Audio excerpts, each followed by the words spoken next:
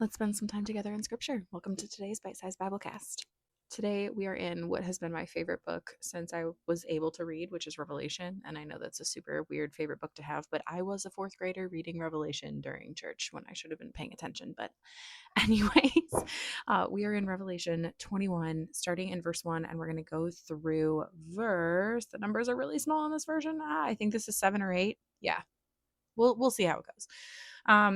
But in all seriousness, let's dig in here. Um, then I saw a new heaven and a new earth, for the first heaven and the first earth had passed away, and the sea was no more. And I saw the holy city, the new Jerusalem, coming down out of heaven from God, prepared as a bride adorned for her husband. And I heard a loud voice from the throne saying, "See, the home of God is among mortals. He will dwell with them, and they will be his peoples, and God himself will be with them and be their God. He will wipe every tear from their eyes. Death will be no more. Mourning and crying and pain will be no more, for the first things have passed away." And the one who was seated on the throne said, "See, I am making all things new." Also he said, "Write this, for these words are trustworthy and true." Then he said to me, "It is done. I am the Alpha and the Omega, the beginning and the end. To the thirsty I will give water as a gift from the spring of the water of life. Those who conquer will inherit these things, and I will be their God, and they will be my children. But as for the cowardly, the faithless, the polluted, the murderers, the sexually immoral, the sorcerers, the idolaters, and all liars, their place will be in the lake that burns with fire and sulfur, which is the second death. Now, the YouVersion verse of the day today was just the verse that talks about he will wipe every tear from their eyes, death will be no more, mourning and crying, and pain will be no more, for the first things have passed away.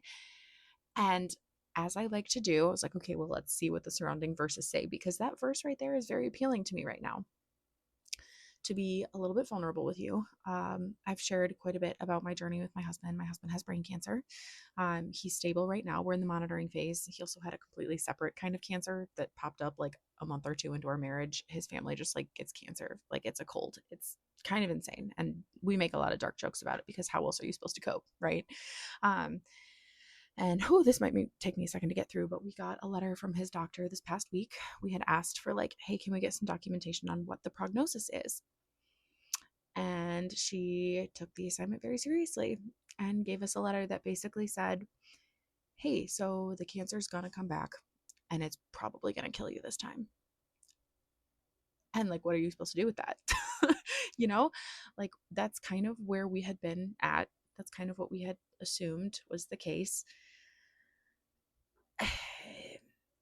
But seeing it written out on paper like that was really, I don't even have the word for it. Like jarring is not strong enough. Like brutal is, it was a lot on top of an already very difficult week. We've been dealing with some legal stuff. We've been dealing with some other personal stuff. It came at a bad time. And it really kind of rocked our world, even though it wasn't necessarily new information, but seeing it written out in an official document from a doctor makes it feel a lot more real. Like when we met, he was in the middle of chemo. He had finished radiation like a couple months prior and was like not even halfway done with chemo. So it's not like any of this is new information.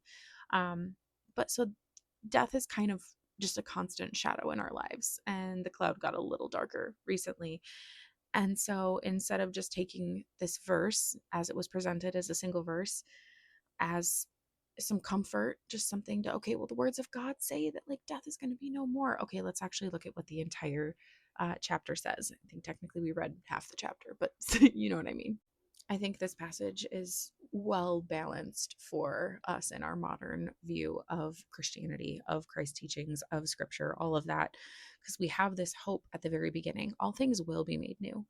Death is going to die, essentially. Like we are going to be restored to what God initially intended when he created us.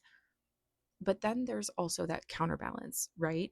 Of, okay, but that's not just going to be the universal experience. Following Jesus is not about raising your hand and going to the front and saying a couple words when you're 9 in Sunday school and then you're good for the rest of your life. Scripture does not support, Jesus' teachings do not support that. Following Christ isn't a completely transformational experience that goes on for your entire life. I grew up a lot of times going to a Christian Reformed church. My grandparents were Dutch, and so when we would visit them, we would go to a Christian Reformed church. and they practiced infant baptism. And the idea was shared that, hey, this baby's good to go now. And this baby is headed for heaven. And there's different traditions in different areas of the faith and different denominations and things. And from my study of scripture, I just do not see that it's supported that we just have one little experience and then we're set for life. We can carry on just like we did before we met Jesus because now we're saved. Now we're good. And this, honestly, I think should be really sobering for us. But at the same time, no, we don't get to have one little tiny experience and then essentially put our faith on the back burner for the rest of our lives. We are invited into something so much deeper and so much richer. And as someone who grew up in the church and was fully convinced for my entire life that I was good with Jesus, I'm pretty sure I said the prayer when I was 5. And my mom gave me a little sapphire cross necklace, and then my sister was jealous, and so she immediately was like, "Well, I want to do that too because I want a necklace." Um, for my entire life, I was just talking to my kids about this yesterday. For my entire life, I was like, "I'm good to go with God." And then it wasn't until I was about 22 or 23 that I realized I very much wasn't. And I met Jesus for the first time. And how my life has changed since then, how my just who I am as a person, the core essence of me, how that has changed. My tendencies have changed, my thought patterns have changed. Life has thrown me some interesting curveballs. We don't need to get into that here, but even despite the stuff that I've been through, how deep and rich my relationship with Christ is now versus when I thought I was good with him is a completely different experience. And the deeper I've gotten in my faith, the more I've come to realize that there's often this tension in genuine faith when we're genuinely truly seeking God and not just kind of following what culture has taught us Christianity is supposed to look like. There's this uncomfortable tension, but it's also this tension that provides so much richness. And I keep using the word rich. I didn't sleep super well last night, so my word choice is probably not quite up to par. Um, but there's just this tension, right? We've got hard truth and also ridiculous grace. I love that song from Torrin Wells that talks about hard truth and ridiculous grace. You want to do what? Feel it. I'll feel the microphone. That's so I've been instructed to keep talking by my little producer down here. And I feel like as Christians, we tend to kind of fall into one camp or the other. We either focus on the hard truth and how, scripture, it doesn't get to just align however we want it to align. We can't just forget about the rules and the regulations and the weight of sin and what that means for us. Or we kind of tend to fall into the ridiculous grace camp of it's all covered by grace. That's what the cross is for.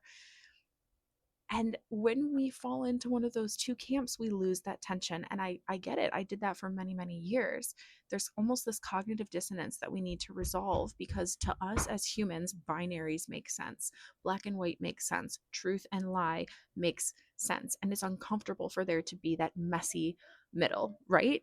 And that's just not what our faith is meant to be. So I want to invite you to sit in that messy middle today.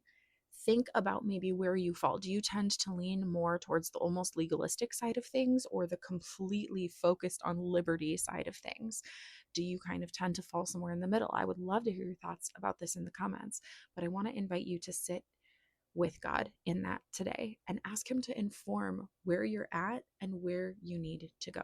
Even go so far as to ask Him to give you a next step, tell you specifically what you should be focusing on right now, and how you can embrace that tension of there being hard truth while there also being ridiculous grace, as we're looking forward to all things being made new while still wrestling with the realities of death and sin and pain and how our actions affect each other and how others' actions affect us. It's deeply uncomfortable, but it's meant to be. This is not our final home. And that can be both incredibly comforting and wildly disconcerting, and that's okay. And finally, I would love if you took a moment to follow, subscribe on whatever podcast platform you are listening on, and share this video or podcast with someone who needs to hear it. I post these videos as podcast episodes. My podcast is the True Grit Podcast with Rachel Grit. And that typically happens a couple times a week, but also we are over here living with neurodivergence and multiple custody schedules and multiple cancers that require monitoring and multiple chickens that are running around my backyard right now. We've got a lot going on. And so over here, we are all about seeking, finding, and living the abundant life that Jesus offers while working with the messy brains that he gave us. And so if that sounds inviting to you, I would love for you to follow along. Thank you for joining me, and I will see you in the next one. Bye.